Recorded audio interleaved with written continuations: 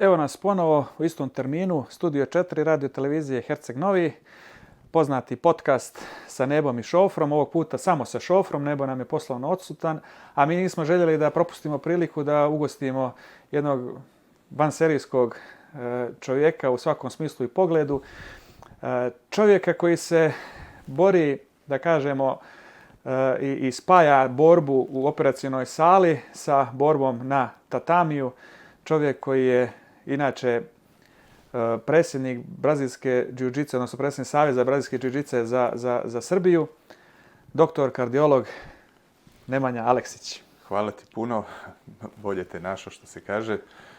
Nije kardiolog, nego je kardiohirurg. Ali ljudi to često mešaju, tako da u principu nema nikakve... Samo je lapsus, znam tačno o čemu smo pričali, ali samo lapsus bio u pitanju. Ali često to ljudi mešaju, tako da često mene zovu kao daj vidi, sredi mi pritisak, ali ja u stvari se uopšte ne bavim time, ja radim u operacionoj sali. Ti kad dođe do noža. Kad dođe do kraja, tako je, onda je suština. Ali hvala ti svakako na divnoj najavi. Reci mi, Herceg Novi, kako tebe Herceg Novi povezuje? Pa ja sam, da ti kažem iskreno, odavno, što se kaže, skoro novljanin. Dolazim već dugo godina. Prvo sam dolazio drugar, jedan blizak moj prijatelj je imao stan ovde, pa posle toga kuću u Meljinama, pa smo mi tu dolazili svako leto. Pa na kraju sada kada sam se oženio, ženini roditelji isto imaju stančić ovde u Herceg Novom, imamo i neki stančić u Đenovićima, tako da sam ja tu orijentisan na Boku svako leto, tako da često stvarno više si novljanin nego ja. Ne što se nekretnina tiče. Tako da eto, dolazim stvarno često. A reci mi, tvoj rođeni brat Vuk također hirurg, on je neurohirurg, je li tako? On je neurohirurg, a imamo i trećeg brata, to se onako slabo pričamo po ovim emisijama, imamo i trećeg brata, on je direktor zoološkog vrta u Beogradu. Rođeni brat? Nije rođeni od rođenog strica, ali onako dobro se slažemo kao da je rođeni. Znači, tako da ti ima trojica u stvari. Prezivat se Aleksić, to je znači privilegija, to znači pa ima Aleksića stvarno dosta. Mene često pitaju kao odakle su Aleksići, ja stvarno to onako sad ne znam, nešto nisam o tome mnogo ni pričao sa dedom dok je bio živ, ali znam da je negde od Nevesinja, čini mi se, negde mi tako priča. Tako da je znači ima malo hercegovačke. Ima malo hercegovačke, da. Reci mi, Nemanja, mi smo sve to upoznali, zbližila nas je ta brazilska džiu-džica, ti si vidio na internetu da postoji neki klub, pa je Aco Tomić, kad si ga pitao za taj klub, potvrdio da smo prijatelji. Aco i ja smo zajedno bili sad u novembru u Bangkoku na svjetskom prvenstvu u brazilskoj džiu-džici i baš smo se onako sprijateljili, družimo se inače i rekao je kao javi se ti Dekiju slobodno, Šofro je tu i... Jeste, stvarno bilo onako igra slučaja, onako ajde da ukucam da vidim da li neko trener, znam da negde ima po Primorju, ali nisam znao da ima u Herceg Novom i onda ukucam i vidim da postojiš ti kao trener i kao trener brazilske džiu-džice i kao personalni trener i sve, rekao ajde da vidim. To je mala zajednica, uvijek iskopamo nekog koga zajednički znamo. Na kraju se ispostavilo iz razgovora da znamo 100 ljudi zajedno, ali eto, Aca Tomić mi je prvi pao na pamet jer je on moj blizak saradnik i ovako prijatelj, tako da smo, on je onako, Bog zna kako te nahvalio, sam ja rekao odmah čim stignem prvi dan dolazim, tako i bilo. Kako je to lijepo, ta zajednica, počeli smo odmah o sportu, naravno vratit ćemo se na tvoju profesiju, zanima nas svašta nešto, kakva je to zajednica? Znači čovjek gdje god se pojavi na planeti Zemlji, gdje god ovdje traži svoje neke slične sebi, povezuje na sport i... Ali borilački sport je baš po tom pitanju onako neko i pogotovo brazilska džiu-džica. Ja gdje god sam otišao što kažeš, na kugli zemaljskoj, ja sam stvarno bio primljen fantastično. Ja se uvijek pričam kako sam došao u Firencu, sam išao turistički, rekao pogledam, googlam, vidim ima neki Rio Grappling klub Firenca, neki random klub brazilske džiu-džice, ja odem tamo, oni me prime, vodali me po muzejima, našli mi drugi smeštaj, jedan od njih se bavi Airbnb-em. Znači, stvarno na neki način je to jedna zajednica, ne trenira veliki broj ljudi u svetu, uslovno rečeno, je to i dalje mali broj. Mislim, broji se verovatno u stotinama hiljada, ali opet je manji broj odnosno na koliko ljudi prati fudbal ili judo ili tako nešto, da. Tako da je onako na neki način jedna zajednica mala koja se drži. Ja mislim da može da se čovjek osnovi da je god da dođe, ako tu postoji klub brazilske džiu-džice, ako on trenira, da će ti ljudi da ga prihvate i da mu se nađu, da mu pomognu šta god mu ne daj Bože zatreba nekad. Tako je, baš u novembru sam bio na nekim pripremama na Tajlandu i baš trener Olavo Abreu, Born to Roll, to je njihova, da kažem, škola brazilske džiu-džice na Phuketu. I također isto, ja došao, javio se u preporuci trenera mog tadašnjeg Dimitrija Grozdenskog iz Rusije. Primili me ko najrođenijeg i stvarno sam se osjetio kao dio te zajednice. Trenirali smo nekih 10-ak dana, prelijepo sam se osjećao i baš kao da sam kod kuće. Jeste, svako nosi takve iskustva gdje god je bio. Niko nije imao nikakav problem. Čak i u Brazil kad odu po onim favelama koje bije glas da je tu katastrofa, opasno. Ako dođeš po preporuci nekog iz brazilske džiu-džice, ti si tu siguran i imaš prijatelja tamo. Tako da. A reci mi sad, što se tiče tebe, ti si crni pojas brazilske džiu-džice, od negdje 2003. godine si krenuo da treniraš, je li tako? Pa tako je, krenuli smo brat i ja negdje 2003. godine. 2001. dolazi brazilska džiu-džica u Srbiju sa Jovanom Žerijalom, koji je i danas, moj Vukov trener, mi ga zovemo majstore. On je doneo brazilsku džiu-džicu u Srbiju i mi smo, recimo, ajde kažem, možda neka druga generacija, bilo je ljudi neki koji su odmah krenuli 2001. Ne znam ko je opstao, znam nekoliko imena, da znam da su od tada, to su recimo Sloba i Bobi, čuveni crni pojasevi srpski. I sad ne znam ko je još iz tog perioda, ali uglavnom tu se negdje napravila ta ekipa. Bili tad braća Mihajlović prije tebe, je li tako? Oni su bili, Kameni, ne znam tačno da li su bili Kameni, jeste bio pre, Kameni je bio ta prva generacija. Kad sam ja došao, on je već bio napustio Žerijal tim i otišao svojim putem, otvorio CDS. Koliko sam ja onako sad upoznat sa tom, kako se zove, on je bio tu recimo godinu i po dana, poslije toga je započeo svoju MMA priču, jer neki ljudi su htjeli da se bave MMA, a neki su htjeli da ostanu u brazilskoj džiu-džici. Braća Mihajlović su tada vodili, ne znam sad direktno da su oni pre ili posle ili tu u isto vreme, ne znam njihov tačno timeline, ali sam ih zatekao kod Žerijala, oni su dolazili momci stvarno, recimo, subotom ili tako neki danom kada su mogli, su imali ozbiljan klub u Novom Sadu i danas je taj klub, postoji Family Fight Team i oni su dolazili zajedno trenirati. To su bili suštinski 1-2 kluba, Žerijal Team i Family Fight Team, to su bile 1-2, ajde kažem, ozbiljna kluba koji su se bavili u tom momentu brazilskom džiu-džicom. A reci mi, odakle tebi želja, odakle kako si se ti našao u tom sportu? Jel te neko poveo, ili si ti se zainteresovao? Kako je to jedan kardiohirurg?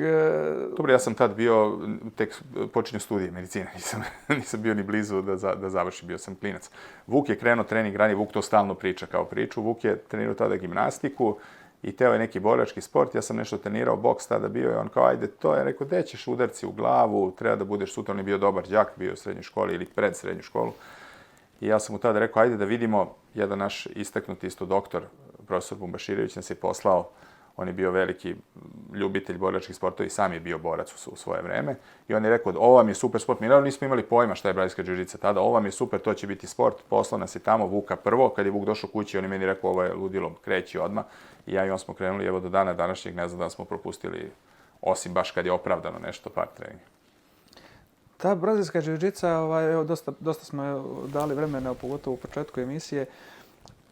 Tako je neki dobar sport koji sam ja do sada primijetio da jako puno intelektualaca se oproba u toj vještini.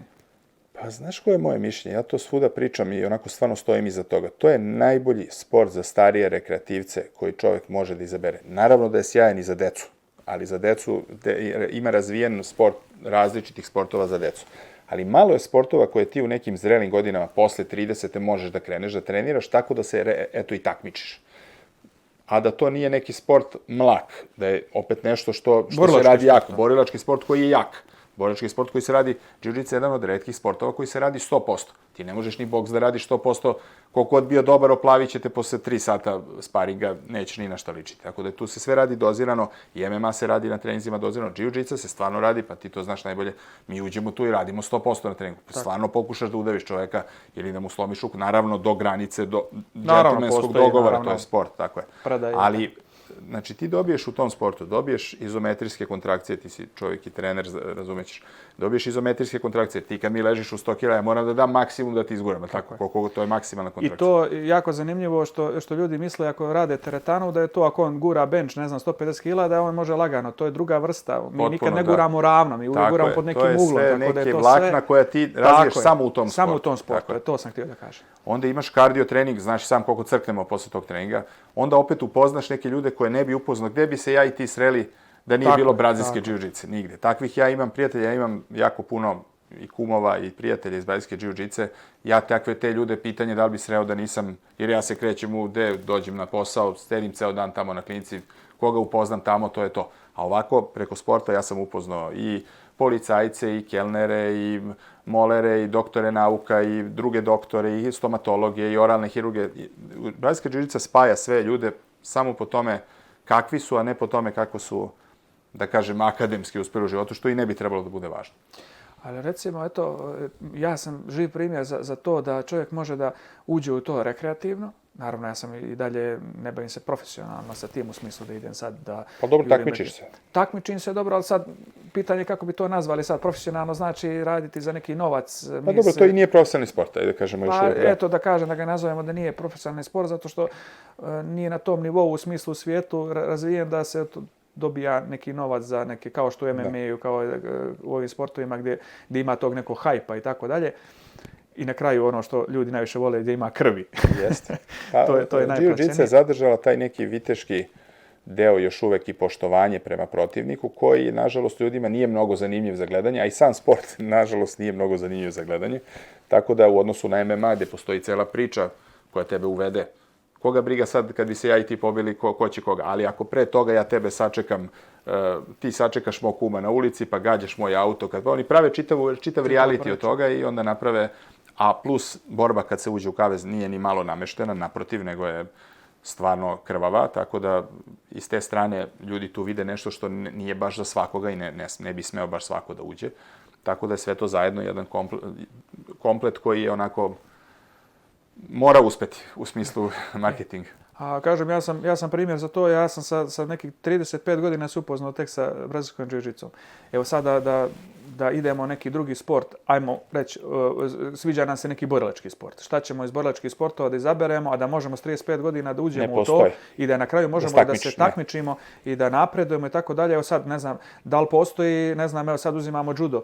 Ja izuzetno volim judo i rvanje, posle 10. kad kreneš u judu, ne možeš da napraviš ništa. To sam htio da kažem. Znači, to je bio poraz za judo da ti kreneš sa 13 godina i da napraviš to. To je gotovo nemoguće. Moraš da kreneš ranije. To je poenta ovog mog pitanja. Znači, jedini sport koji ti dozvoljava da u poznim godinama, neko može i sa 40 da krene i da za godinu dana napravi ogroman napredak.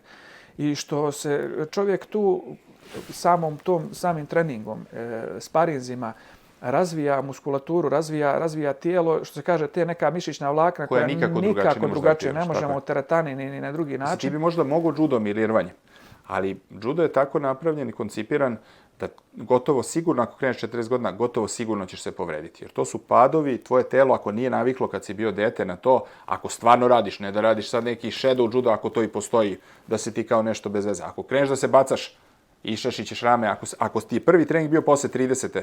gotovo sigurno da ćeš se povrediti. Da ćeš ući u povredu. Da, isto sa zarvanjem. Pa ja nešto nisam čuo. Pregrubi su ti sportovi da bih kretao u tim godinama. Ja nešto nisam ni čuo da ima rekreativni judo. Ok, neko ko je trenirao dugo godina judo, takmičio se, pa pomalo ide na to, ali da je neko rekreativno ode na judo, oni bi se zbunili sad da ti dođeš na judo i kažeš ja hoću krenuti da treniram. Ja mislim da bi bio jedan od retkih slučaja da se neko pojavio s 35 godina krene judo. A brazilskoj džiu-džici tvoja priča je jedna od mnogih i ljudi su pravili čak i ozbiljne rezultate. To je opet malo razlog što sport nije s jedne strane profesionalan u toj meri kao što su ti drugi olimpijski sportovi i s druge strane mlad je sport i dalje možda daš lični pečat. Svako od nas ima neko svoje bacanje, svoju polugu, ti ne možeš u judu baš da ništa novo smisliš. Judo postoji u Kodokanu koliko stotina godina, tako da... Jedino što sad sa pravilima pokušavaju da ga unište. Pa dobro, to je jedna stvar, ja to isto na neki način mislim, ali oni gledaju da to prilagode suštinski tome, koliko sam ja shvatio, da bude gledljivije. Jer ti kad gledaš džiu-džicu, ja znam, ja lično, koji pratim, ja kad gledam, ja onako ponekad malo, kad gledam džiu-džicu svetsko šampionat, pa ono traje 10 minuta, pa ja malo premotam da vidim kad će neki svip ili neka završica bude. Ne mogu da ih gledam u gardu kad stoje. A judo je tako napravljen, to se kažnjava brzo. Ja kad sam razmišljao o tome šta bi džiu-džicu moglo da napravi zanimljivo, to bi možda upravo bio te brze kazne. Znači da ti mora da radiš nešto brzo da bi to ljudima bilo interesantno. Kad ti dugo držiš, bez obzira što je to poziciono zanimljivo... I nadmudrivanje. Jeste, to je nadmudrivanje koje se ne vidi s polja. Moraš da budeš jako verziran u tom sportu da bi ti shvatio šta se na najvišem nivou dešava, da oni 3,5 minuta sede u gardu i oni stvarno pokušavaju, izginuše ljudi. Ali to ljudi ne shvataju. I to ljudi koji se dobro razumiju mogu da prepoznaju kako je on zaštitio prolaz garda, kako je on vratio poziciju i tako dalje. I to je onda samim tim ograničeno na mali broj ljudi koji su, da kažemo, istinski fanovi. Ali to onda ne može da se napravi preko toga popularizacija, da neka žena, ne znam, koja radi u, ne znam, supermarketu, se zainteresuje da to prati, jer... Nikad to neće biti. Ja mislim da jiu-jitsu ne treba da traži svoje mesto tu, da ne treba svoje mesto kao sport koji će biti gledljiv, nego treba da traži ovome baš što smo pričali ranije, a to je da je to sport koji ti puno daje kad ga treniraš. Znači, ko gleda takmičenje u fitnessu? Niko. Ko ide u teretanu? Svi. Tako isto sa jiu-jitsom. Znači, ko će gleda svetsko prvenstvo u jiu-jitsu? Mali broj ljudi, mali broj nas, ali ko će da trenira brazilsku jiu-jitsu u nekom obliku? Da li će to biti slabija verzija fitness jiu-jitsu ako se pojavi, a pojavilo se u Americi? Da li će to biti još teža combat jiu-jitsu? Znači, da li će to biti MMA pa radiš parter kroz to? To će biti za jako puno ljudi. Ljudi će vrlo brzo prepoznati i već u svetu prepoznaju upravo ono što smo pričali. To je da je to najbolji sport za starije rekreativce gde ti dobiješ 1000 stvari. Izometrijske kontrakcije, kardio, upoznaš ljude, imaš veštinu koja je primenjiva na ulici, ako ti ne daj Bože zatreba i na kraju krajeva i opet dobijaš nešto što te intelektualno, ajde da kažem, izazove, jer ti razmišljaš, ti rešavaš, to je problem solving. Bukvalno. Da, tako da dobiješ sve. Osim toga da je zanimljivo za gledanje, to stvarno, nažalost. I što ti kažeš, vrlo je primjenjivo, jer ja vidim po sebi. Ja sam nekako uvijek zazirao ono kao momak i ja sam dugo bio u košarci i uvijek sam u sportu i da kažem, ako fizički dosta spreman, cijeli život bio, 10. godine sam u sportu, ali nekako uvijek sam nekako zazirao kao ako dođe neki krupni čovjek pa ti nešto krene da galami, opet nekako zazireš od njega, ono kao ne valja se sa njim kačit, ne do Bog da ti on krene na tebe, ti si ga ugasio. Dobro, ljudi se plaše fizičkog kontakta. Ali kad sam ušao u brazilsku jiu-jitsu, kad sam ja vidio koje ja mogućnosti imam da se odbranim, koliko dođe do nečega, naravno nećemo nikoga dirati prvi, ali ako dođe do nečega, ja imam načina, imam alat kako da tog čovjeka ljudi ne nekako razoružam. Ako dođe čovjek koji trenira brazilsku jiu-jitsu preko, ajde da kažem, godinu, dve, znači na nivou nekog, ajde da kažem, plavog pojasa koji je instruktorski pojas u brazilskoj jiu-jitsu, na nivou plavog pojasa, ukoliko dođe do klinča, taj protivnik, ako nije trenirao neki parterni sport, apsolutno nema nikakve šanse. Znači, ima šanse ako te udari, ne znam, flašom, ako te nokautira pre toga, ako je to neki... Onog momenta kada se uđe u klinč, to je, po meni, svako ko trenira 2 godine, to je kraj. I tebe brazilska jiu-jitsa kao, i to pričam ako treniraš 3 puta dnevno, spremi za to. Drugo, ona tebe oslobodi u smislu nekog kontakta fizičkog, na kraju krajeva da se baš ne uplašiš ako ti se neka neprijatnost desi, da možeš ako ništa da pobegneš na miru, bez da padneš u neki fras i da ne možeš da razmišljaš uopšte. Tako da i to je dobitak na neki način. To je recimo za žene. To žene mogu da dobiju. Dalje ne znam da će žena moći nekog muškarca od 115 kila da savlada, ali svakako ako je navikla, ako je svaki dan dolazi na trening i svaki dan ima fizički kontakt, davi se s nekim i pokušavaju da udave, ona kad joj padne ruka, ona će da kaže, aha, dobro, ide pobegne. A ne padne, ona se iznenadi, što se kaže, kraj. Vidim ja kod klinaca, dosta ovako posmatram, dođu na trening, prvi trening, onako uplašeni, gledaju pod, samopouzdanje vrlo nisko, govorimo o klincima, 7, 8, 9, 10, 11 godina. Nakon određenog broja treninga, kroz par mjeseci redovnog treninga, vidim na faci da su dobili samopouzdanje, da me nekako ozbiljnije, kad me pruža ruku, gleda me u oči. Vidim da na neki način... Za sve u životu ti jiu-jitsu daje samopouzdanje. Meni je pomogla milion puta u raznim situacijama. Eto, ja sad radim i na medicinskom fakultetu i u višoj medicinskoj školi. I nekako mi je i za to da se opustim za neki nastup i za to mi je pomogla. Ljudi kad me pitaju kakve ima veze, ne mogu da objasnim, ali ima jako puno veze. Pa to je moje bilo jedno od pitanja koje sam namjerio ti postavim, baš šta ti je recimo brazilska jiu-jitsa pomogla i nešto iz brazilske jiu-jitse u operacionoj sali kad radiš na otvorenom srcu operaciju? Pa kad mene isto često me pitaju kao za kardiohirurgiju šta bi izdvojio kao najvažniju osobinu kod čoveka, da li je to, ne znam, smirna ruka, da li je to, ne znam, ja bi izdvojio strpljenje. Kardiohirurgija, pričam samo o kardiohirurgiji, za ovo drugo se ne razumem naročito mnogo, ali kardiohirurgija je stvarno jedna grana u kojoj operacije traju satima i ti moraš da budeš jako strpljiv da bi to mogo da izneseš od početka do kraja. A jiu-jitsu je baš taj sport u kome ti nisi tako, eto, kao neki kickbokser veliki u stavu da ti udaraš, nego ti moraš da sačekaš svoju šansu da nekad budeš i dole i da opet sačekaš svoju šansu i da pobediš. To neko strpljenje mi je jako puno značilo, da znam da nema ništa odmah, nego mora da se potrudiš za sve. Tako isto i u operacionoj sali, svaki dan moraš da bi došao od tačke A kada zarežeš kožu pacijentu, do tačke B kada zatvoriš tu istu kožu sa uspešnim ishodom, ti moraš da, tako, od tačke A do tačke B da budeš jako strpljiv da bi došao. Nema žurbe. Žurba znači loš ishod uglavnom. Kad smo pričali o recimo primjenjivosti, opet se vraćamo na brazilsku džiu-džicu, kad smo pričali o toj primjenjivosti, kako je tvoje mišljenje, a ja ću ti reći moje, da ne ispadne da sam te navukao, kako je tvoje mišljenje o aikidu kao sportu? Pošto sad u zadnje vrijeme sam nešto od nekih ljudi, zato sam izazvan sad, pa želim da se raspravi javno između mene i tebe. Šta ti misliš o tome? Moram prvo jednu malu digresiju napraviti. Ja sam već jednom nadrljao, tako isto sam imao pitanje i ja sam tada rekao moje mišljenje na koje sam ja mislio da imam pravo. Ispostavilo se posle da javnost misli da nemam. A to je da je brazilska džiu-džica primjenjivija konkretno od judoa za, za neku, ajde da kažem, uličnu situaciju. Ja imam jako mnogo dragih prijatelja među džudistima, najbližih prijatelja, možda i moji najbliži prijatelji i moj venčani kum Aleksandar Kukolj, koji je inače naš fantastičan šampion u judu, koji je inače bio vice šampion sveta i šampion Evrope. On se strašno tu naljutio. Kogo zna za judo, zna za Aleksandra Kukolja, naravno. On se tu silno naljutio i to je došlo do toga, na kraju je to toliko kulminiralo da svaki put kada u UFC-u neki džudista pobedi, on mene zove, svaki put kada neki džiu-džicer pobedi, ja njega zovem, doduše on mene još nijednom, moram priznati, nije zvao. Sad se opet zakuvalo. Ja se izvinjavam što sam opet zakuvao vatru između dva kuma, nije bilo namjera da ga pitam ništa. Šalu na stranu, ne. Moj sin inače trenira judo, moram to da kažem.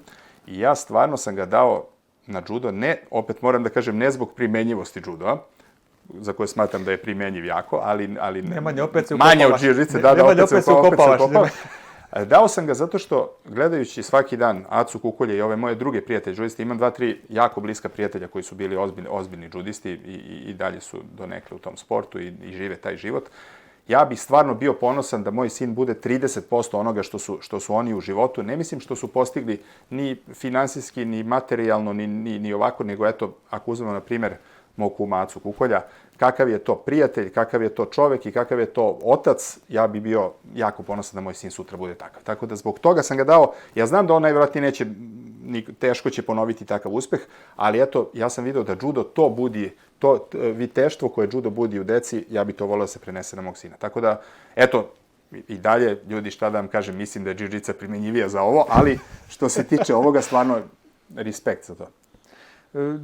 Dosta sam gledao intervjua i nekih podcasta sa Acom Kukoljem i dijelim mišljenje, odnosno shvatam zbog čega to govoriš, jer u njemu se vidi ta neka, tačno zna šta priča, umjereno, lagano, ima u sebi dozu ozbiljnosti i šale i tačno se vidi da je izgrađena ličnost, a to ga je sigurno izgradilo u većem dijelu. On je relativno mlad čovek za takvu zrelost koju on pokazuje u svakom, jer smo zajedno i u poslu, moram to da kažem ovako, i ja sam stvarno onako, ajde da kažem, ponosan na to što imam stvarno njega za prijatelja. Ne mogu da, mislim, sve ostalo bi bilo glupo reći. Tako da, on je vanserijski, to što je on u judu vanserijski, to je mi najmanje važno. Ne znam kako bi ti rekao, to mi uopšte nije važno.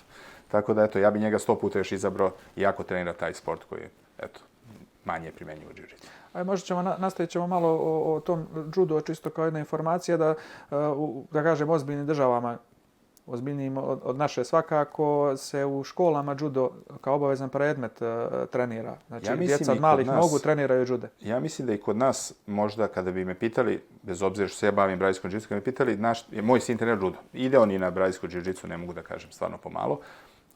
Ja mislim da deca, zato što je cela organizacija judoa, svi ti ljudi koji to vode i svi ti je na jako visokom nivou, savez je na jako visokom nivou i cela ta organizacija koja stoji iza tog učenja dece, iza tih trenera je na jako, oni imaju, ne znam, recimo ja pravim veliko takmičenje u hali Šumice u Beogradu.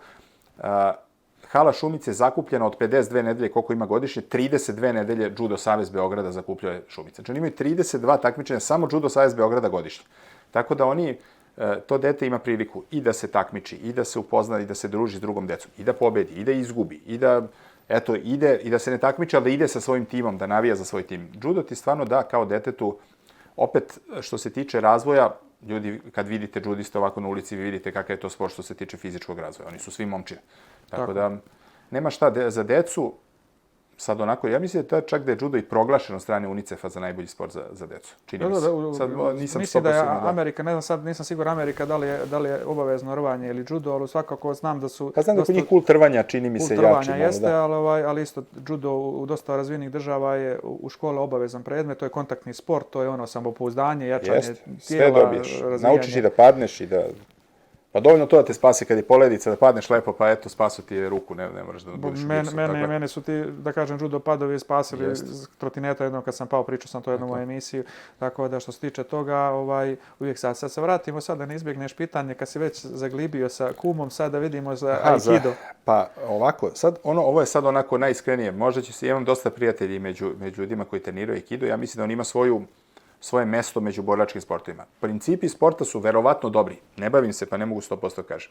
Mislim da se s godinama razvodnio time šta je u stvari suština. Ako ne radiš jako, nije primenjivo. Znači, jiu-jitsu, ja i ti sad radimo fitness jiu-jitsu, savijamo nešto sa istim principima sporta, ne bi bilo primenjivo. Da bi ljudi, nema hleba bez motike. Znači, da bi nešto mogli da primenite kao borilački sport u borenju, međusobnom borenju, sad, da li je to nekome važno ili nije ni važno, ali ako pričamo o tome, ako hoćeš da primeniš nešto, mora da jako radiš. Znači, ja i ti sad da ne znamo ništa, zatvorimo u 4 zida i da se, ajde da kažem, bijemo 2 sata jako, mi ćemo biti dobri u tome posle 3-4 mjeseca. Ako nešto bez veze gledamo na YouTube-u, najprimenjiviji sport, da gledamo sad MMA na YouTube-u 2 mjeseca, ništa nećemo naučiti. Ja mislim da je to problem aikida. Aikido je problem što se radi na treninzima lagano, što je to prilagođeno za ljude više kao neka duhovna nadgradnja nego kao nešto tako. To je moje mišljenje i sad ću se nadovezati. Neko će se naći u tome. Nije se svako, ali ako priča o primjenjivosti, nije, nažalost, mislim da nije. Meni tu jedna stvar nije prihvatljiva u smislu te primjenjivosti, jer oni nemaju takmičenja, znači nemaju borbe između. Pa kažem, i karatisti imaju, pa Kyokushikai karate, pa ima udarac u tijelo, pa ima udarac nogom u glavu, ima nekog kontakta, kakav god da ima. Ovdje mi je više nekako kao neki folklor, kao neka capoeira, eto da kažemo. Tako, kao da gledaš neku predstavu, ja sam gledao njihove, da kažem, te tačke, da ih tako nazovem, gdje su oni pokazivali razne vještine. To je meni kao kečeri, kao neka vrsta glume, to lijepo izgleda, ali nije primjenjivo. A zašto sam cijelu ovu priču krenuo? Sad će mene razapeti. Dobro, malo da podijelimo. Da podijelimo teret. Znači, zašto sam potegao tu priču? Samo iz jednog razloga što ne treba davati djeci lažno samopouzdanje, jer to mu daje kao da on neki majstor, neke vještine, jer on uspio nekoga sa prstom okrenuti pa ga baci. I šta to znači? Dođe neki mangup, ne znam, u nekom mraku, on se vraća kući s treninga i uperi nož u njega. I kaže, daj mobilni telefon, inače ću te rasporiti nožem. Da on u tom momentu ne ukapira, da on kao ima neku vještinu i da on krene tu nešto se bori sa tim nožem, jer to je negativna stvar. To je negativna stvar. Sad, da li oni insistiraju o tome? Ja to stvarno ne znam. Da li oni insistiraju na primjenjivosti toga? Ako to insistiraju, ja mislim da nisu u pravu. Ima to svoju primjenjivost. Ja mislim da su principi tog sporta dobri, jer koliko sam ja shvatio, to je akcija-reakcija. To mi isto radimo u jiu-jitsu. Ja gledajući čak i kidiste, ja sam neke stvari, aj ne mu kažem prekopirao, ali ti možeš da primjeniš, znači ne možeš ti da čoveka povučeš, ali ako ga gurneš, on kad krene nazad ti onda možda, kako ću ja s tebe povući, ne mogu protiv tvojih mišića. Ali ako te malo gurnem, a ti daš kontru na ovamo, onda mogu da ti izvučem. Taj princip je dobar, ali dok god oni to rade tako mlako... Ja to govorim s aspekta sporta, naravno da bolje da neko trenira aikido nego da sjedi kući neko dijete i da je na mobilnom telefonu ili da ide po kafanama i gledionicama. Naučit će da padne, naučit će da se kreće, družit će se s ljudima. Samo mi je ta... Primjenjivo neće, nažalost. Ja sam negdje gledao na YouTube-u, pravili su neko istraživanje, uzeli su nekog vrhunskog aikido majstora i stavili su ga u bijelu neku skroz odjeću i dali su nekim random ljudima da uzmu flomaster i taj flomaster u suštini glumio nož. I sad gdje god te zapara sa tim, kao da tu je kao da te osjeku. Znači ovaj je bio vrhunski, ne znam kako se oni imaju te klasifikacije, majstor bio je sav išaran.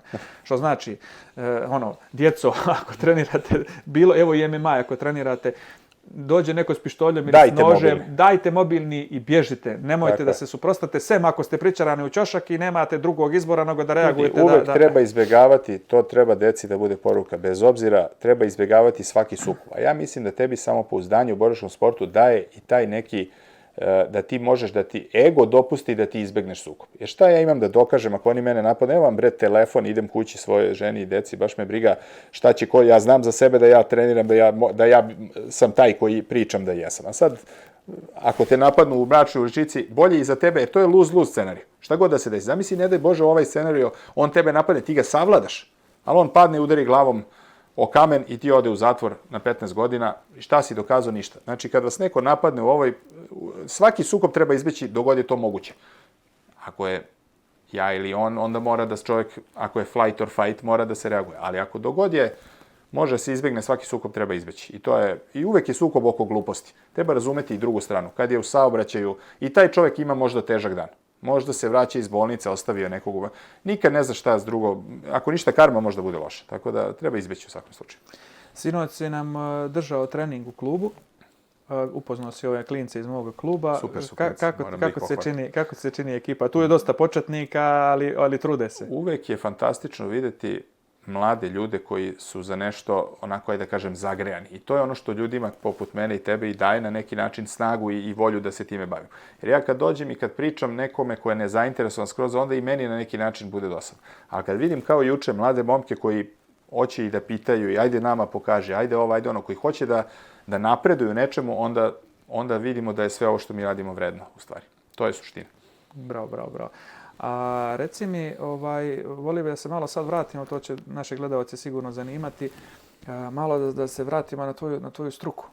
Mi smo sad potrošili veći dio emisije na brazilsku džiu-džitsu, to je bio moj gušt, jer baš sam uživao u tome. Neće biti zanimljivo, ali eto, ajde, ako neko... da pričamo malo o tvom, odakle ti, jel ti neko u porodici bio, odakle ti i brat da budete hirurzi? Nama je deda bio, on je do duše umro davno, stvarno, ali nekako ostavio neizbrisiv trag na nas dvojicu. On je bio doktor i on je imao to što doktori često imaju, ja sam to primetio kod studenata medicine, to je neki ponos što se bavio tim poslom. I on je to preneo na nas i mi smo od uvek to želeli da budemo. Tako da smo eto krenuli njegovim stopama i onako, ajde da kažem, mislim da bi bio ponosan sad kad bi mogao da vidi kako radimo posao. I stvarno, pored njega i drugi neki ljudi su u toku moje karijere oblikovali, stvarno ne mogu da kažem, taj moj put. I mnogo je važno na koga mladi ljudi nalete. Jer oni se ugledaju na nas starije. Ako naletiš na neko ko je loš čovek, možda ćeš ti ispasti loš i tako da se ja trudim da to budem primer svim tim ljudima, nekim mladim koji dolaze posle. Koja je bila, znači ti si odlučio da ćeš da budeš doktor, da li te ta kardiohirurgija... Nisam ni znao da postoji kardiohirurgija u Srbiji. Pa to se htio da pitam. Šta je bila prva ljubav? Prva ljubav, ja sam mislio da ću se baviti ortopedijom. I čak sam jedno kratko vreme i radio na urgentnom centru na traumi, na ortopediji. Međutim, eto, nekim sticajem okolnosti, ne mogu čak da kažem ni da sam preterano ni želeo, eto, završio sam u kardiohirurgiji, ali jer je kao i svuda uvek je problem i zaposliti se i dobiti specijalizaciju. U moje vreme to bilo čak čini mi se i gore nego danas. Ali mogu da ti kažem, nisam se uopšte pokajao. Mislim da sam se dobro pronašao u ovome. Barem sam ja, eto, da kažem, zadovoljan čime se bavim i svako jutro sam zadovoljan kad ustanem ujutru i odem na posao. Tako da, eto, to je, čini mi se, najveće blago koje čovjek može da sebi. A reci mi, sigurno ta hirurgija zahtijeva non stop usavršavanje, non stop moraš da budeš u toku toga svega, jer medicina napreduje, same tehnologije, načini operisanja su unaprijeđeni. Gdje vidiš sebe u poređenju, ne znam, sa svojim kolegama? Gdje si ti nekako, u čemu si ti, da kažu... S čime se ja bavim? S čime se ti bavi? Nešto što tebe odvaja možda od drugih hirurga koji se bave... Pa to je sad nezahvalno reći šta je bolje, šta je lošije, ali eto, sada je kardiohirurgija relativno mlada grana, ona postoji od 60 i neke godine, jer pre toga nije bila tehnički moguća da se izvede pre nego što se pojavila mašina za ekstrakorporalni krvotok. Mi u stvari zaustavimo srce, ono ne radi po 3-4 sata dok mi sve to opravimo na srcu, da tako kažem, i onda ga ponovo pokrećemo, to izgleda kao u filmu, stvarno, kao što ono na serijama se gleda. Ali ja sam, eto, ljudi znaju da postoje laparoskopske minimalno invazivne hirurgije, da je to nešto što dugo već postoji u abdominalnoj hirurgiji, u opštoj hirurgiji, u urologiji, u svim tim granama. Međutim, u kardiohirurgiji, iako već postoji par desetina godina, u Srbiji se tek sada pojavljaju. Ja sam imao sreću da budem poslat, ajde tako kažem, ili da me pošalju na neku vrstu usavršavanja, za početak u Nemačku, u Fuldu, gde sam ja naučio tu neku proceduru, a to je bypass, to su ljudi čuli sve, bypass se konvencionalno radi i dalje se radi, i dalje tako u preporukama radi se kroz rez po sredini grudne kosti. Međutim, mi smo sad To ono što je bilo da baš onaj ružni rez. Tako je, ružni rez. Mi smo od 2022. kad sam se ja vratio, započeli na klinici kod mene da radimo proceduru kroz torakotomiju, mini torakotomiju, to je mali rezić od 5-6 cm ovdje ispod kroz rebra, znači nema sečenja kosti. I onako, ajde, sad glupo je reći da se pohvalim, ali rezultati su nam stvarno kao klinike super. Znači, imamo preko 300 urađenih slučaja. Ljudi i ne znaju da se to radi. Čak i neki doktori koji rade, oni ne znaju da kod nas mogu da dobiju tu vrstu operacije. Tako da, eto, ljudi da znaju, kod nas se od 2022. preko 300 slučajeva urađeno. Rezultati su fantastični. Ljudi idu kući, recimo ako idu 6. i 7. dan, ovdje idu 3. i 4. dan. Nema ograničenja sa fizičkom aktivnošću, jer nema sečenja, nema zarastanja kosti. To se ide samo između dva rebra. Tako da onako čini mi se da je ta procedura nešto što će tek zaživeti i ja se iskreno nadam, ali eto, pacijenti su zadovoljni, mi smo, ajde da kažem, guramo taj program, tako da... Ti si na kliničkom centru? Ja sam na kardiohirurgiji kliničkog centra Srbije, tako je. Tako da imamo i popunu podršku, eto, ajde pomenem direktora, profesora Putnika, on je jedan čovjek koji je onako proaktivan, sjajan hirurg, sjajan čovjek, 4 dece, inače, između ostalog. I on je stvarno, ja sam imao njegovu punu podršku da krenemo sa tim, on je rodonačelnik toga, tako da smo to na neki način krenuli i on je, onako, stvarno smo imali punu podršku. A reci mi, kakav je Nemanja bio kad je bio klinac? To me sad zanima, te malo vratimo. Nemam pojma. Idemo sad od brazilske žižice prema studijama, pa idemo sad... Ali gledajući sad mog klinca i slušajući neke priče koje sam onako slušao od eto, nekih babe i dede dok su bili živi, po nešto od ćaleta i tako, ja sam bio jedan dosadan klinac. To sam shvatio sad gledajući mog malo kako onako voli da priča i slušajući te neke priče, izgleda sam ja bio, ja to naravno nisam tako doživljavao, ja sam bio nešto sve voli da pita, verovatno i da se svuda bude u svakoj čorbi miroće i sada mogu da vratim vreme, rekao bi, dete, smiri se, nemoj više tako. Ali eto, nemam. Mislim, to je moje, kako sam ovako sklopio priču, ne sjećam se tačno. A reci mi, tvoj klinac, koliko ima godina? Moj klinac, ja imam 2 dece, imam dečkića od 5,5 godina, Koleta, mog judistu koji trenira judo, i imam devojčicu Unu od 1,5 dana. A reci mi, vidiš li neke kod Koleta, vidiš li nešto što posjeća na tebe iz mladosti? Ja nisam video uopšte. Meni kažu neki ljudi, neko kaže da liči, neko kaže da ne liči, ali kada sam skoro su na nekoj grupi iz osnovne škole postali neku sliku gde smo iz vrtića. I kad sam pogledao sebe na toj slici iz vrtića, isti preslikan Kole. Tako da, eto, verovatno je ono što kaže Ive, ne pada daleko od klade. Pa tek sam tu video neku sličnost. A reci mi, znači, volio bi naravno, s obzirom se ga bacio na judo odmah, volio bi da se takmiči možda i u brazilskoj judu. Pa ako on to bude voleo. Ne mislim da decu ne treba ništa pritisati. Da li bi želio da se bavi tvojom profesijom i za sport smo vidjeli da bi volio, a da li je to isto sa... Ne znam. Mislim da je medicina, ako čovjek voli, sjajna. To je jako stresan posao, pogotovo hirurgija. Jer to je posao u kome niko ne dolazi tamo za razliku od jiu-jitsu, da se mi svi okupimo, da se družimo, da se svi okupimo, da nam bude lepo. Kod mene na kliniku svako dolazi s nekom mukom. I ne može svako psihički to da podnese, da živi konstantno. Ok, mi smo tu da pomognemo, ali bez obzira ti gledaš muku svaki dan. I s jedne strane je to lep posao, nema ništa što više nagrađuje nego kad nekom spasi život ili kad nekom bilo šta pomogneš, znaš, i sam nevezano za zdravlje, a kamoli za zdravlje. Ali kažem, ako je to za njega, ja ću ga podržati. Ako on budem vidio da on psihički to ne želi, da on želi čovjek da proživi, da bude trener brazilske jiu-jitsu, da proživi srećom, da gleda samo srećne ljude koji dolaze tu da pobegnu od problema, možda je to bolje rješenje. Za svakog je nešto drugo, to hoću da kažem. Pa ima što se kaže, dobru podlogu i za taj dio ako bude htio da se bavi trenerskim poslom. Htio bi malo da se vratimo na ovu na Vin akademiju. To je akademija koju si ti osnovao sa svojim bratom Vukom i tu je sa vama i Aca Kukolj. koji imate li još nekog partnera? Ne, imamo jako puno ljudi koji sa nama rade i koji su deo cele te priče. To su sve ljudi koji treniraju, koji su treneri i bez kojih to ne bi nikako moglo. Ideja za Vin je konkretno bila Vukova i moja.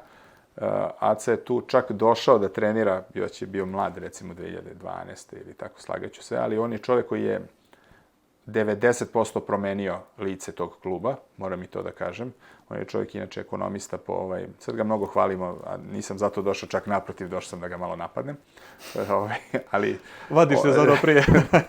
Ali on je, od kad je on ušao u tu priču sa nama, taj klub se promenio. Mi smo bili jedan osrednji klub koji je, po veličini pričam, koji je pravio solidne rezultate, gde smo se mi osjećali super i atmosfera je za mene i Vuka bila fantastična. Sada je to jedan konglomerat sa 4 sale naše u Beogradu, sa preko 10 filijala svuda po regionu. Mi imamo i u Sloveniji, i u Republici Srpskoj 2, i u Pančevu, i u Kovinu, i u Požarevcu, fantastične momke. Tako da sve to kad se sabere, to je sada u Loznici, Aca, u Herceg Novom, to ćemo da vidimo. Ali, kako se zove, hoću da ti kažem, to je na neki način jako puno njegova zasluga. On je čovjek, kažem ti, ekonomista ovako i on je to sve spojio u neku, dao nam je neku snagu da mi pomislimo da možemo bolje. I da je sve moguće, eto tako da kažem. Znači sada je to jedna akademija na nekom zavidnom nivou sa dosta takmičara, sa dosta i obaveza. Pa jedna od većih, ne mogu da kažem najveća, ima velikih akademija, svakako recimo Kimura je isto ogroman tim, ima još jakih timova, ali da neko ima toliko filijala osim Kimure i Vina, mislim da ne. Ima jakih timova koji su centralizovani i oni jako puno imaju takmičara i to, ali jako je teško parirati kada neko ima na 10 lokacija i pošalje takmičare sa svih strana. To je jedan veliki tim. I mi smo to i napravili da bi se ljudi družili. Ideja je, recimo, ako postoji klub u Herceg Novom i postoji klub u Banja Luci, ti kada odeš u Banja Luku, ti samo kažeš, eto, ja sam oni te prime tu kao najrođenijeg. Tako da to je poenta. Imao sam priliku, pošto u toku ljetnog perioda dosta ljudi dolazi na more i boravi u Herceg Novoj okolini i onda opet na internetu, kao što si i ti, vide da ima neki klub, pa onda se raspitaju, dođu i pitaju da li mogu da treniraju. Naravno, svi su dobrodošli. Pojavio se po jednoj preporeci Momo Ćućuz, ti znaš ko je on, pričali smo o njemu. Kako da ne, veliki pozdrav za mog i Vukovog kuma Momu. On je stvarno čovjek nešto posebno što se tiče džiu-džica. Ne samo što je veliki, ja sam radio s mnogim velikim ljudima, nego stvarno Moma je jednostavno veliki talent. Onda je čovjek krenuo ranije, ja mislim da bi on možda mogao da napravi svetsku karijeru, ali on isto krenuo u relativno zrelim godinama, tako da mislim da je to jedino što je njega sprečilo da se oceli negdje sad daleko. Ja to ne mogu da zaboravim, to sam i tebi, kad smo se vidjeli, kad sam ti ga pomenuo, ti si rekao da ga znaš i sve, da smo pričali o tome da to je stvarno bilo, tad moje znanje brazilske džiu-džice je bilo mnogo manje nego što je bilo sada, ali sam se nekako oslanjao na fizičku snagu i onda sam tu neki nedostatak tehnike nadoknađivao s tom fizičkom snagom i nisam naišao na nekoga ko se poigrao sa mnom. Naravno, završavali su, dolazili su razni crni pojasevi, oni mi naprave polugu, naravno, nije to ništa strašno, tapkaš i čao. Ali niko me nije izdominirao u smislu da se osjetim tako nemoćno kao Momo. Crni pojas, inače koliko visoke, isto 2 i nešto. Mi svi prolazimo s njim kao sa detetom, on tebe u kolevku spusti, pa te polako onako čuvate dok te bije, on te čovjek čuva. Tako da... Znaš da šta god frustrirajuće. Baš. Znači ja kažem sad imam fizičku snagu, krenem na njega.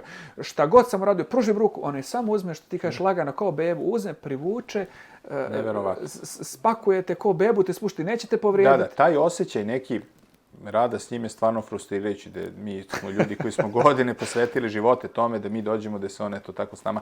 Mislim, ja se uvek tešim da je to malo i zbog te ogromne razlike u kilaži, ali definitivno nisam nikad sreo čoveka koji tako nekako s nekom lakoćom, ti ni ne ostiš njegovu snagu. Ja nisam ni ostio, me nikad nije stisao. A opet nekako on mene, kao ja sa detetom malim, kao ja s ćerkicom, kada onako spuštam, tako on mene spušta. Posle svih ovih mojih 20 i nešto, ja duže treniram od njega. Tako da, hoću da ti kažem... Tačno znam i olakšao si mi zato što sam ja pomislio da... Neverovatno iskustvo. Ja odem kod njega povremeno, recimo jednom godišnje, jednom 6 meseci istreniramo. Da se spuštiš na zemlju, ja? Svaki put ja kad dolazim, ja razmišljam, ovo sam ja nešto prošli put bio umoran, sad će to biti malo drugačije. I svaki put bude isto. Tako da, eto, ovom prilikom pozdravljamo Momu. Momo, smanji malo čoveče, da. Frustriraš nas, čoveče. Frustriraš, da. I njegov klinac je bio sa njim, koji isto sam vidio, snimio sam odmah da je ovako... Taj mali će da bude van serijski talent, u njega je i uloženo. Mislim, Mome je uložio, ne mogu da kažem uloženo. Dečko trenira svaki dan i još uvek ne znamo, mlad je, ali na dobrom je putu da bude... Pa ja mislim da on ima 14 godina. Znači on sa 13 godina kada je bio kod mene u klubu, završavao je ljude koji su ono... On je doskoro bio dečkić i bio je potpuno onako, ajde da kažem, bezopasan. Međutim, kako raste, ja sam to već video sa sinom Jovane Žerijala, Milanom, isto našim dobrim drugarom. On je isto tako bio mali i bio onako nezgodan, ali nije. I onda odjednom, kad je malo očovečio, kad je napunio 15-16 godina, više nije mogao poen da mu se uzme i jednostavno izrastu u svetskog borca. To isto predviđam i Mominom. Malo. Tako da, ako se sad nešto ne desi da ga pubertet odvede na drugu stranu, mladi je, ja mislim još nije ušao u pubertet kako treba, tako da, ali nadamo se da neće, da ćemo u njemu imati novog upgradeovanog Momu. A samo da poraste onolike. Pa porašće, već je ogromno. Zato tebi deluje stariji, on u stvari ima malo godina, nego je krupan. Krupan.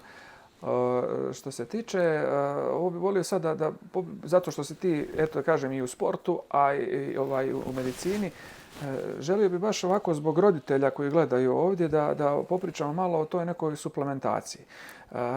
Ja sam doživljavao da roditelji zabranjuju, ne kažem djeci, nego već punoljetnima, da se slučajno ne smiju kući donesu protein ili nešto, da je to hemija i tako dalje. Pa baš zato što je tabu tema, evo kao doktor i kao neko koji je dugo u sportu, kako je tvoje viđenje i šta možda kažeš na tu temu? To je tabu tema, a ne bi trebala biti. Znači, ne pričamo o hormonima, o kojima isto može da se raspravlja kad treba, kad ne treba, ali ako pričamo o suplementaciji... Da, ne pričamo o steroidima i zloupotrebi, pričamo samo o suplementaciji. Tako je, suplementacija je, ako pričamo o mladim ljudima, must, ako čovjek hoće. Znači, mora se uzimati suplementacija ako čovjek hoće da se bavi od poluprofesionalno pa na gore. Znači, ako ti treniraš 2 puta nedeljno, ti možeš i da dobro jedeš, da piješ malo vitamine i ti možeš da izguraš 2 puta nedeljno.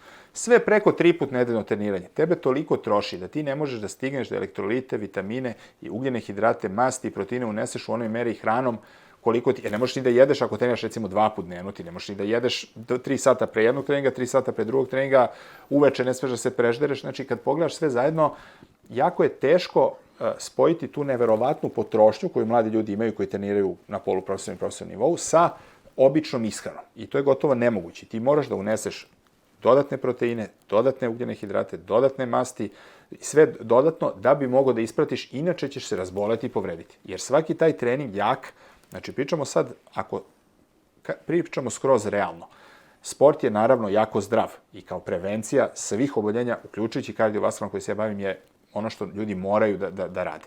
Ali profesionalni sport nije zdrav za organizam. Znači, profesionalni sport je iscrpljuje organizam. Bacate u imunodeficijenciju, bacate u stres, bacate u povrede. Da se ne bi povredio, ti moraš tvoje telo mora da dobija hranjive materije. Tako je, hranjive materije, gorivo na koje radi. A gorivo na koje radi ne može, ako ti trošiš 4000 kalorija na trening dnevno, ti ne možeš da ih uneseš hranom.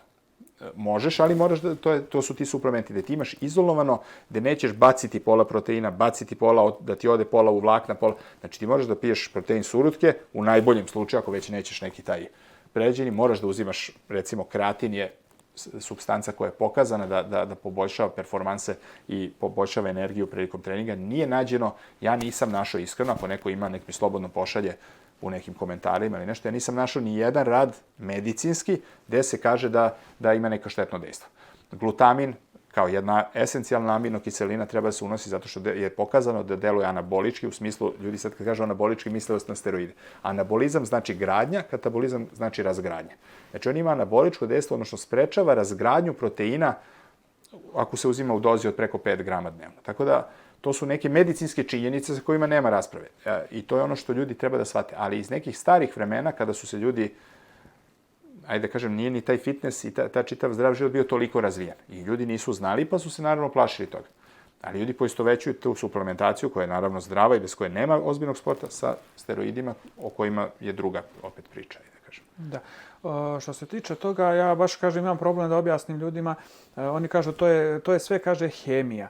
Ja sad kažem ovako, to je surutka, znači to je surutka iz koje je izvučen protein, znači isušen, izvučen protein, izvučen ono što valja, jer mi sad kad bi pili prvo odvratnog je ukusa surutka. Ako neko proba, ja sam probao surutku, nema ništa odvratnije od surutke. Tako da kad bi ti ja rekao popi sada 300 grama surutke, ti bi rekao mogu jedan, drugi dan, treći dan ću da povraćam od surutke. Zato oni to preboje kakao malo, izvuku šta treba, odbace onaj višak vode i višak nepotrebnih materija i serviraju ti to za 3 puta skuplje nego surutku. Oni zarade, a ti imaš gotov proizvod koji možda piješ.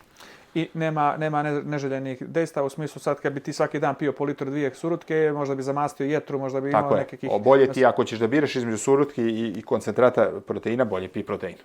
Mislim, manje... Naravno, ako ti piješ 3 litri proteina, ti ako imaš neku bolest jetre ili bubrega, ti možeš to da izazoveš proteinuriju. Ali to je ako već imaš bolest. Naravno, to govorimo za zdrave ljude. Onda dalje ono što govore kao jedem ja ribu, kao ne treba mi omega-3 i tako dalje. Omega-3 se nalazi u ribi koja jede alge. A mi ovdje što iz ovih uzgajališta, to je na koncentratu. Pitanje šta ti uneseš, tako je. Uglavnom omega ti treba više od ovog što ti uneseš. I sad, a neko ja imam prijatelje koji se bavi ribolovom i on uvijek u frižideru zamrzivaču velikom ima ove, da kažem, dubinske ribe i plave i bijele. Ali to je jedan čovjek, mislim. I sad kažem, kad bi on sad rekao ja neću da se suplementiram, ja ću da koristim samo tu. On bi, ako ga u velikoj količini jede, on bi, jer ona u sebi ima živu, dobije trovanje živo. Tako da to su sve neke stvari koje treba ljudima objasniti, zato što sam htio s tobom da ovako javno raspravim.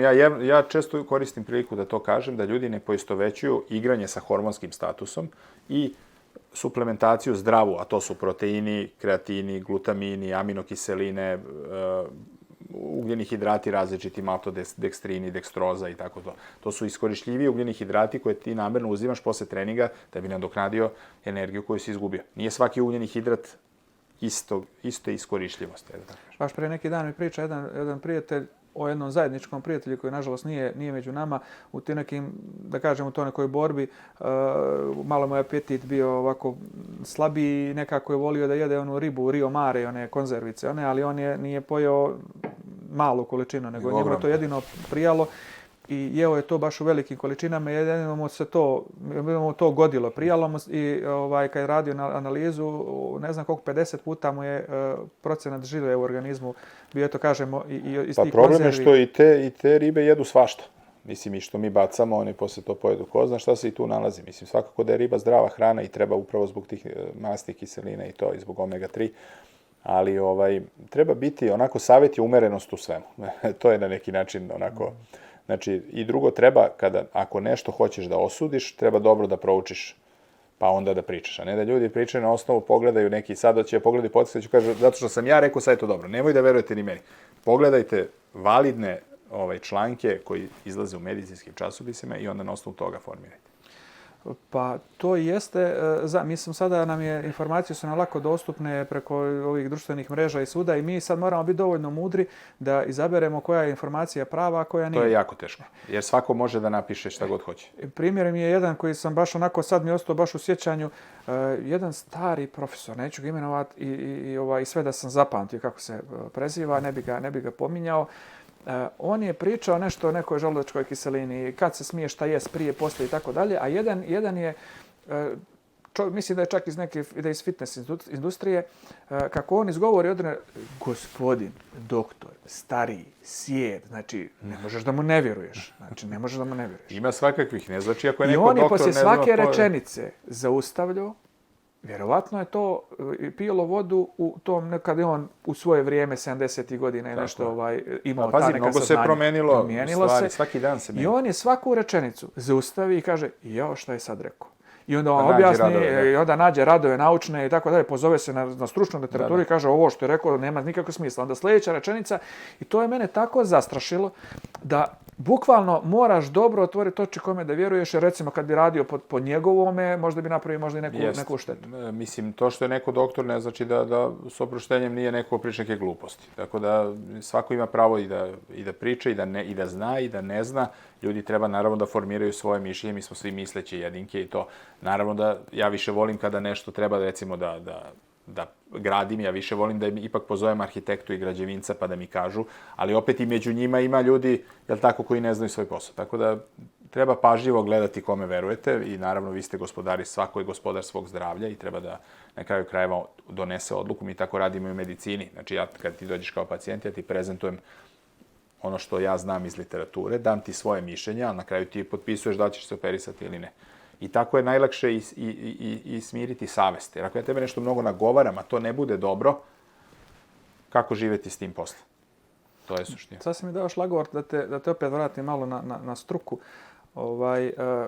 Koji ti je u poslu bio, sjećaš li se, neki najteži moment, nešto što ti je baš bilo teško? Ja, imao sam puno šofra, da ti kažem iskreno. Ali neki koji ti su onako, prvi neki koji ti je tako tih teških bio onako da ti je ostao u sjećanju? Svaki put kad ono što je najsurovije, što kardiohirurgija, kad se sve sabere s hitnim slučajem, ima smrtnost skoro 10%. To znači da na svakih 100 operacija 10 se ne završi dobro. I to je strašan stres. A svaka ta koja se ne završi dobro, svaku ti proživljavaš po 100 puta i dok to traje. Jer tebi onda kreće, znači ti si ušao to jutro sa najboljom namerom, krenuo si, negde je zapelo, krenulo je loše, to onda traje, to traje satima, to ulazi se u dubiozu, ti ne puštaš nikoga tek tako, dok nisi sve isprobao.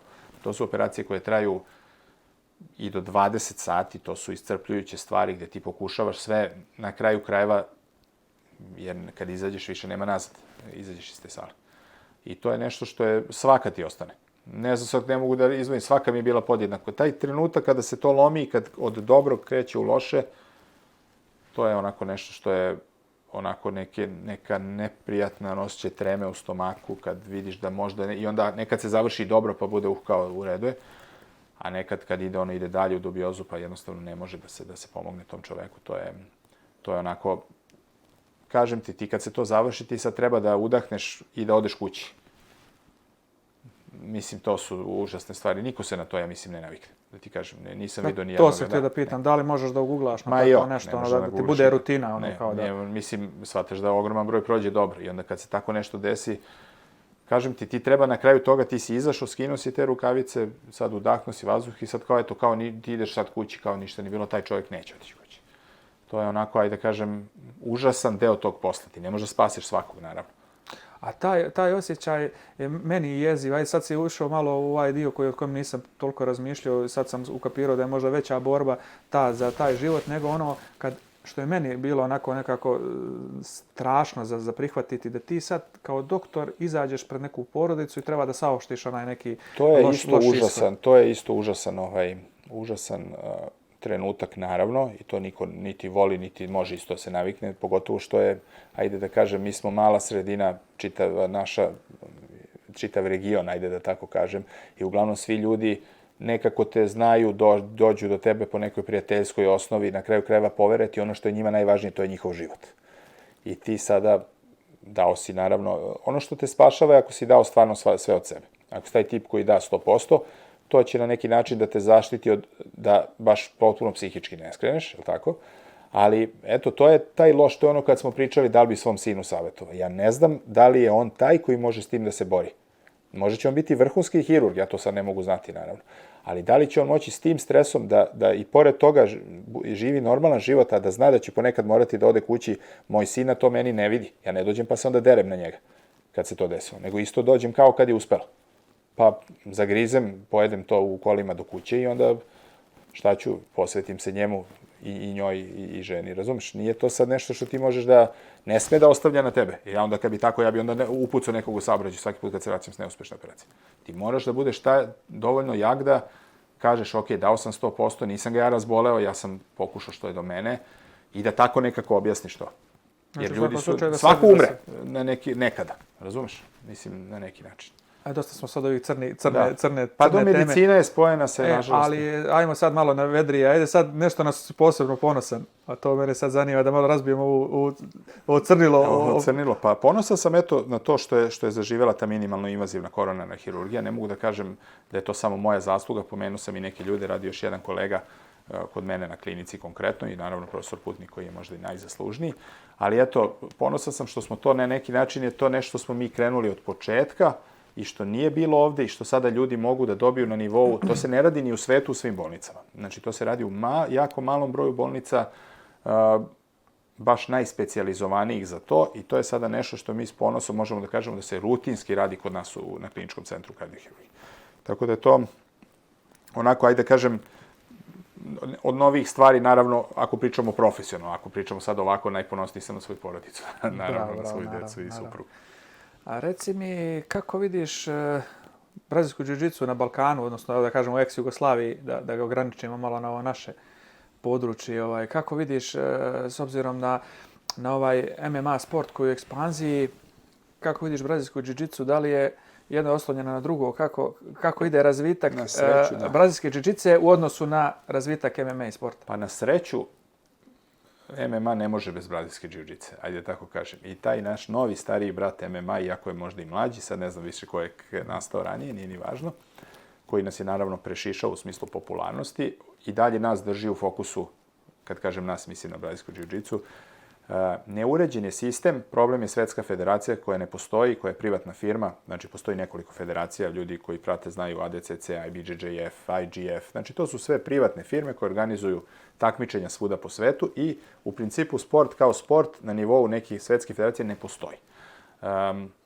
Šta će biti? Ja bih volao da se napravi Svetska federacija. To naravno tim firmama ne odgovara i naravno će oni da se bore, a oni drže trenutno sport. Naravno da njima ne odgovara da se napravi Svetska federacija, ali u nekom momentu će to morati i onda mi možemo da se nadamo eventualno ulazu možda i na olimpijske igre jednog dana, jer mislim da brazilska džiu-džica sa svime i sa brojem ljudi koji treniraju, odnosno da neke, ne naravno na fudbal i košarku i te sportove koje ljudi odmah pomisle, ali na olimpijadi ima svakakvih sportova. Ja mislim da je brazilska džiu-džica od 30% tih sportova ima više ljudi koji treniraju brazilsku džiu-džicu, pričam u svetu globalno, nego ne znam sad šta je sve olimpijski sport, ali u Srbiji malte ne više ima verovatno nego ko karate trenira. Sada u ovom trenutku karate imao svoj, naravno kad je bio ajde da kažem, najpopularniji sport, svi su trenirali karate, ali evo ja sad deca kad pogledam, ja mislim da možda više trenira brazilsku džiu-džicu nego što ne znam ko trenira karate uopšte. Tako da eto, ja se nadam, naravno karate je sjajan sport i on ima naravno svoje mesto i bio olimpijski ili više nije, ili je trebao da bude, ili ne znam sad, ni ne pratim. Znam da su htjeli, ne znam, izbaciti, rvanje su izbacili, ali da će nešto pitanje bio i boks i sve ono, a ubacivali break dance i ne znam, onaj curling, ono kako se zove što čiste onaj led i ono, curling sad u odnosu na, ne znam, karate, koji je sport koji ima 1000 godišnju tradiciju. Ili da kažemo rvanje koji je ono... Ili rvanje tek.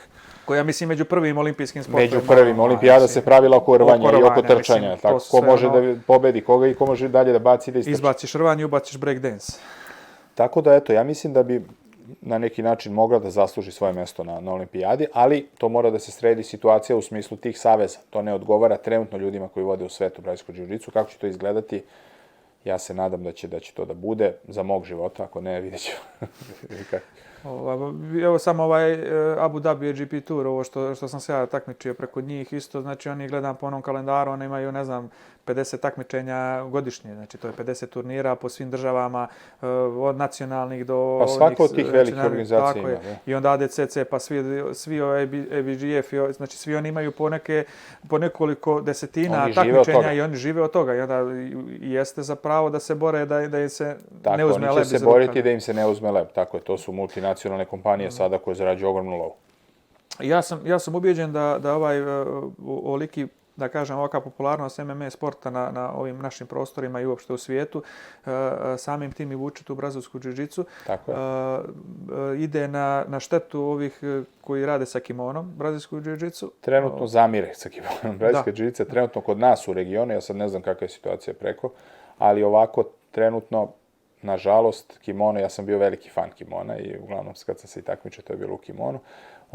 Nažalost, eto, kimono trenutno, ali ja sam bio, to je bilo i ranije, kad se pojavio ADCC, pa se malo vratio kimono. Šta će to biti, mi to ne znamo. Svakako da MMA je nešto što je u mnogome utiče na nas, na brazilsku džiu-džicu i u pozitivno, a ponekad malo i u negativnom smislu, ali vidjet ćemo. Što se tiče MMA u regionu, eto, imamo veliku ekspanziju MMA u Srbiji trenutno, gdje se priča, sad ne znam koliko je to, nisam u tome mnogo, pa ali da će UFC doći 1. juna. To je 1. augusta. Ili 1. augusta, tako je 1. augusta, u stvari, izvini. Tako da eto, to je ogroman korak za srpski MMA. Ali dobro, to je država stala iza toga. Znači, tako je, država je prepoznala MMA kao sport, ja se nadam da će prepoznati i brazilsku džiu-džicu u nekom momentu. Prvo i osnovno da je Srbija jedna od možda 5 država Evrope koja je priznala MMA kao sport. Ja govorim sada, ne govorim politički, govorim samo kao država, da je sad dovela UFC, ja mislim da je bila cifra da je država morala da UFC-u, da plati UFC-u, da dođe 20 miliona eura. Eto vidiš, eto sad znači, to su neke cifre, znači moraš uložiti nešto da bi moraš da uložiš da bi sport zaživio. Ali će to biti strašno, ja sam vidio već ovi ozbiljni borci se nešto prozivaju, čekam te u Srbiji, sad to je strašna reklama za Srbiju će biti. Od te sale, ne znam, od arene, ne znam, od 20.000 ljudi koji budu na tom eventu, ne znam, ubijeđen sam će 60% biti ljudi iz inostranstva, iz cijele Evrope doći. Jeste, znači, ljudi ne shvataju šta je UFC, to je toliko došlo, UFC se pravi ljudi u beloj kući. Znači, to je samim tim da se vidi kakav je to. To je veliki korak, džiu-džica je mnogo daleko još uvijek od toga, ali eto mi sarađujemo fino sa MMA savezom i sa čelnicima MMA saveza. Ja se nadam da ćemo uz njihovu pomoć moći makar ne ali k tome nešto da napravimo u vremenu koje dolaze. Eto, sad se to formira trenutno sve, tako da ajde ne pričam dok ne bude.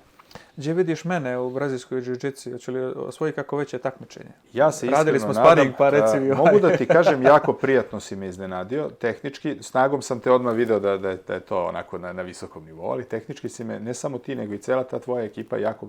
Obično ljudi jako teško iz male sredine, zašto nema puno sparing partnera. Jako onako teško napreduju tehnički, brže se napreduje sad kad bi istog šofru ostavio ovde u Herceg Novom i tog šofru poslao u Brazil, u epicentar, posle 6 meseci ovaj šofr iz Brazila bi bio svakako verovatno bolji.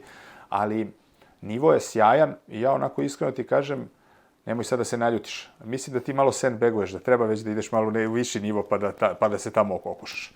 Znači da pojas... Šta je poenta? Moj, kažem, trener gdje sam ja, to je ta akademija Olavo Abreu, to je Brazilac koji je u Tajlandu. Ja sam sad bio na Tajlandu, ja sam plavi pojas.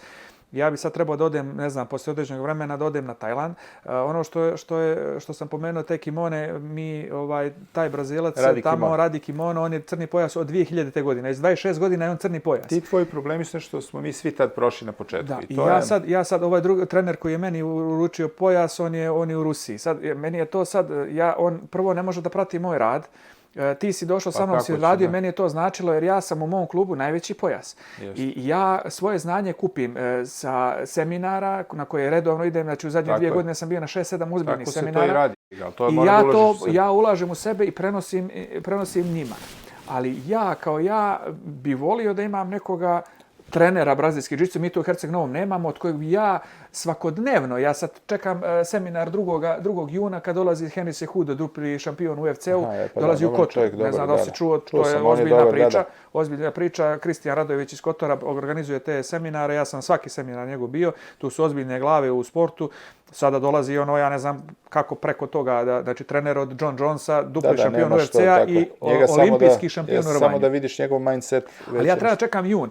Sljedeće godine će doći možda neko još zanimljiviji u nekom drugom pogledu, ali ja treba čekam godinu dana da bi stekao neko znanje. Ali to jeste suština male sredine, da ti si taj kojim to mora da probije taj led. Ja ovo sve vučem na mišiće.